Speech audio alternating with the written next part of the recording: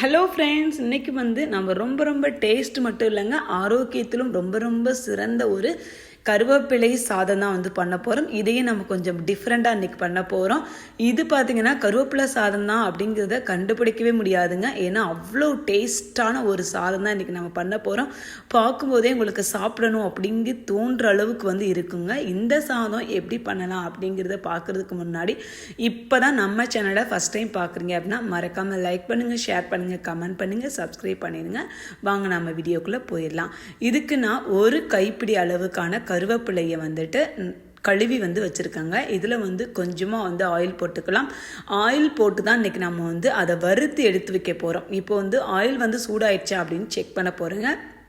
நீங்கள் இந்த கருவேப்பிலை வறுக்கும்போது இந்த கருவேப்பிலையை அப்படியே நீங்கள் போட்டுட்டு கொஞ்சம் தள்ளி நின்றுங்க. ஏன்னா கருவேப்பிலை சம்டைம்ஸ் வெடிக்கும். அதனால தான் சொல்கிறேன், கொஞ்சம் பாதுகாப்பாக இருந்துக்குங்க. இப்போ நம்ம அலசி அப்படியே போடுறனால நம்மளுக்கு அது தெறிக்க ஆரம்பிக்கும். அதுக்காக தான் சொல்கிறேன். இல்லை நீங்கள் அலசிட்டு வெயிலில் காய வச்சுட்டு அப்புறம் வறுத்தீங்க அப்படின்னா கரெக்டாக வரும். அவசரத்துக்கு நம்மளுக்கு காலையில் நம்ம லஞ்ச் பாக்ஸ் கட்ட போகிறோம் அப்படின்னா இந்த மாதிரி நம்ம வெயிலெல்லாம் காய வைக்க முடியாது. அப்போவே பண்ணுற மாதிரி தான் இருக்கும். அவங்களுக்கு இந்த டிப்ஸ் ரொம்ப யூஸ்ஃபுல்லாக இருக்கும்.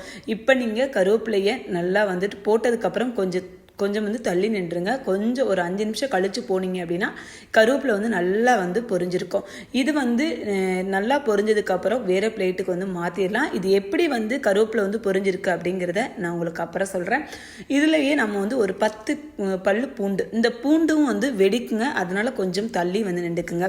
இப்போ பூண்டு போட்டு நல்லா பூண்டை ஃப்ரை பண்ணிக்கலாங்க. ரொம்ப டேஸ்ட்டாக இருக்கும் இந்த பூண்டு நம்ம சேர்க்கும்போது. இப்போ நம்ம பூண்டு நல்லா வறுத்துட்டு பூண்டையுமே நம்ம எடுத்து வச்சுக்கலாம். தோலோடையே பூண்டை போட்டுக்குங்க.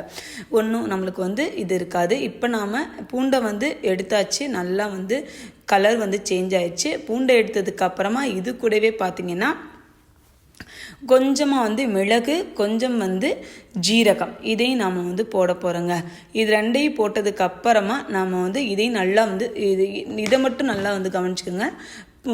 மிளகும் ஜீரகமும் போடும்போது மட்டும் நீங்கள் ஏன்னா நம்மளுக்கு ஆல்ரெடி எண்ணெய் சூடாக தான் இருக்கும், ஆஃப் பண்ணிடுங்க. மிளகு போட்டுட்டு ஆஃப் பண்ணிடுங்க. ஏன்னா ஜீரகம் போட்டதுக்கப்புறம் என்ன ஆயிரும், ஜீரகம் கருகிரும். அதுக்காக தான் சொல்கிறேன். இதிலே பார்த்திங்கன்னா ஒரு கைப்பிடி அளவுக்கு அது ரொம்ப ஒரு கையில் கொஞ்சமாக அள்ளி போட்டுக்குங்க ஜீரகத்தை போட்டதுக்கப்புறம் அடுப்பை ஆஃப் பண்ணிவிட்டு இது நல்லா கொஞ்சம் நீங்களே ஸ்பூனை வச்சு நல்லா ஃப்ரை பண்ணிவிட்டு அப்புறம் எடுத்தீங்க அப்படின்னா கரெக்டாக வரும். இதே நீங்கள் அடுப்பில் இருந்தது அப்படின்னா கொஞ்சம் நம்மளுக்கு கருகிரும். அதுக்காக தான் சொல்கிறேன். இப்போ நம்ம ஜீரகம்லாம் வறுத்தாச்சு. அதுக்கப்புறம் பார்த்திங்கன்னா உளுந்து தாங்க. உளுந்து கொஞ்சமாக எடுத்துக்கிறோங்க. நம்மளுக்கு எவ்வளோ அளவு ஜீரகம் போடுறோமோ அவ்வளோ அளவுக்கு உளுந்து எடுத்தீங்க அப்படின்னா போதுமான அளவு.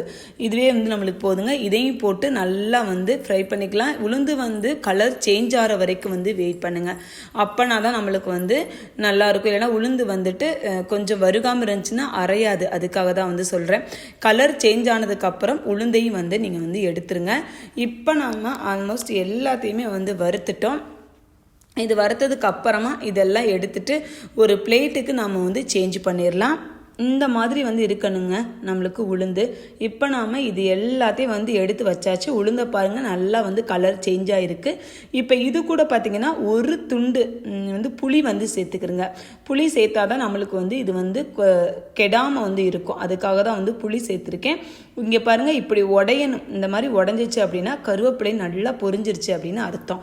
இதை நான் முன்னாடியே சொன்னேன். இப்போ இது எல்லாத்தையும் மிக்சியில் போட்டு கொஞ்சம் தண்ணி ஊற்றாமல் அரைக்க போகிறோம். அரைக்கிறதுக்கு முன்னாடி கொஞ்சமாக பெருங்காயத்தூள், கொஞ்சம் நம்மளுக்கு எவ்வளோ தேவைக்கேற்ப உப்பு போட்டுட்டு இந்த மாதிரி கொரகரப்பாக அரைச்சி எடுத்து வச்சுக்கலாம். இதில் நாம் ஒன்று போடாமல் விட்டுட்டோம் அப்படின்னு தானே பார்க்குறீங்க. அதாவது மிளகாய். இதில் நான் வரமிளகாய் ஒரு 4 போட்டிருக்கேன். ஏன் அப்படின்னு கேட்டிங்கன்னா ஏற்கனவே நான் மிளகு கொஞ்சம் அதிகமாகவே சேர்த்துருக்கனால மிளகாய் கம்மியாகவே சேர்த்துக்குங்க. இல்லை உங்களுக்கு காரம் நிறையாவே பிடிக்கும் அப்படின்னா கொஞ்சம் நீங்கள் இதோட ஒரு 10 மிளகாய் கூட சேர்த்துக்கிறங்க. இப்போ நான் ஒரு 4 மிளகாய் போட்டு இதை அரைச்சதுக்கப்புறம் திரும்பியுமே இதை போட்டு கொரகரப்பாக அரைச்சி எடுத்துக்கிட்டேன். நல்லாவே அரைஞ்சிருச்சு. அதாவது ரொம்ப நைஸாக அரையாது, இந்த மாதிரி கொரகரப்பாக தான் நம்மளுக்கு அரையும். இப்போ இது எல்லாம் வந்து அரைச்சாச்சு. நம்ம அதே கடாயிலேயே வந்துட்டு சூடு பண்ணிடலாம். சூடு பண்ணிவிட்டு இதில் வந்து ஒரு 5 முந்திரியும் கொஞ்சம் வந்து கடலை, நிலக்கடலை இருக்கு இல்லையா, அதுவும் வந்து போட போகிறோம். போட்டுட்டு இது ரெண்டையும் வந்து நல்லா வந்து ஃப்ரை பண்ண போகிறோம். அது கொஞ்சம் நேரம் வந்து நல்லா வந்து ஃப்ரை ஆகட்டும். ஃப்ரை ஆனதுக்கப்புறமா நாம் வந்துட்டு அரைச்சி வச்சோம் இல்லையா, அந்த கருவேப்பிலையை இது கூட வந்து சேர்த்துக்கலாம். இப்போ நல்லா வந்து ஃப்ரை பண்ணலாம். ஃப்ரை பண்ணதுக்கப்புறம் உங்களுக்கு எண்ணெய் தேவைப்படாது அப்படின்னா இந்த எண்ணெயை வந்து வடிகட்டிடுங்க. இப்போ நான் அரைச்ச விழுதுக்களை அதோடு சேர்த்து நல்லா வந்து ஃப்ரை பண்ணிட்டோம். ஒரு 2 நிமிஷம் ஃப்ரை பண்ணால் வந்து போதும்.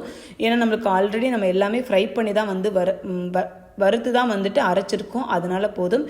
இந்த ஸ்டேஜில் ரைஸை வந்து சேர்த்துட்டு கிளறணும் அப்படின்னா சூப்பரான நல்ல டேஸ்டியாக இருக்கக்கூடிய ஒரு கருவேப்பிலை சாதம் ரெடி ஆயிடுச்சுங்க. பாருங்கள், பார்க்கவே நம்மளுக்கு வந்து அவ்வளோ டேஸ்ட்டாக வந்து இருக்கும். உங்களுக்கு இந்த ஸ்டேஜில் உப்பு வந்து தேவை அப்படின்னா மட்டும் கொஞ்சம் சேர்த்துக்கிறங்க, இல்லைன்னா வந்து வேண்டாம். இங்கே பாருங்கள், சூப்பராக கிளறி விட்டேன். நல்லா சூப்பராக வந்து ரெடி ஆயிடுச்சுங்க. வாரம் 2 முறை சாப்பிட்டிங்கன்னா முடி கொட்டுறதா இருக்கட்டும், வெள்ளை முடியாக இருக்கட்டும், எல்லாமே வந்து மாறுங்க. அந்த மாதிரி ஒரு சாதம் தான் இன்றைக்கி நாம் எடுத்திருக்கோம். ஓகேங்க, வீடியோ பிடிச்சிருந்தது அப்படின்னா மறக்காமல் லைக் பண்ணுங்கள், ஷேர் பண்ணுங்கள், கமெண்ட் பண்ணுங்கள், சப்ஸ்கிரைப் பண்ணுங்கள். பாருங்கள், சூப்பரான கருவேப்பிலை சாதம் ரெடி. நான் ரெடி பண்ணிட்டேன், நீங்களும் ரெடி பண்ணி வாரத்துக்கு 2 முறை சாப்பிடுங்க. பார்க்கவே ரொம்ப டேஸ்ட்டாக இருக்குது. இதே மாதிரி இன்னொரு வீடியோ நாளைக்கு பார்க்கலாம். ஓகே, பாய்.